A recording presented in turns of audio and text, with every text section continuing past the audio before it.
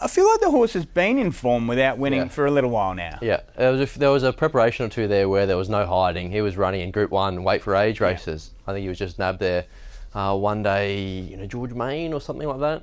You were on that day, weren't you? A place mainly though. You're right. Which is a perfect result. That's a yes. Yeah, when you think they're going to win, you're like, what have I done here? Yeah. But they play, so all's well that ends well. But let's have a look at the replay of Riodini. So his first Australian win. So there you go. I didn't actually know that, but didn't go back that far. But he had always been knocking on the door at this level, hadn't he? So beautifully placed this time back, as Neil Payne suggested. 2 runs over shorter trips where he really hit the line and set up nicely here, dry track mile. And I think, if anything, it was a benefit that he half missed the start and kind of found himself back in the ruck here, because it was a really genuinely run race and he found himself just here. Yeah, he still was vulnerable to something picking him off, and we did see Hope in Your Heart make some kind of run. Now, she does get shunted off the top of the straight here. You see once one horse angles out and it takes her quite wide in the run. Does that affect the result? I don't think so. She gets a little bit closer at the finish, but I don't think she beats Riodini. And Old Flame is your horse that files into third there. But take nothing away from the winner.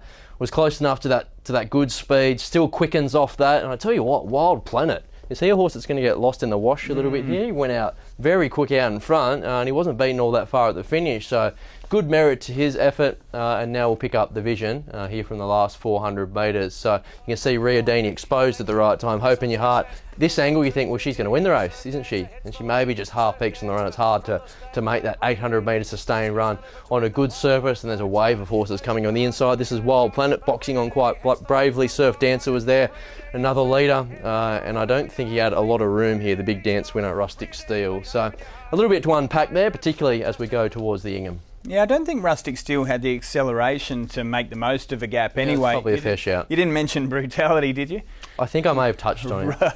I think that'll be the eye catcher, but I'm sick of saying it. That's him. I imagine most viewers would be the same. I mean, exactly right. That is him time and time again.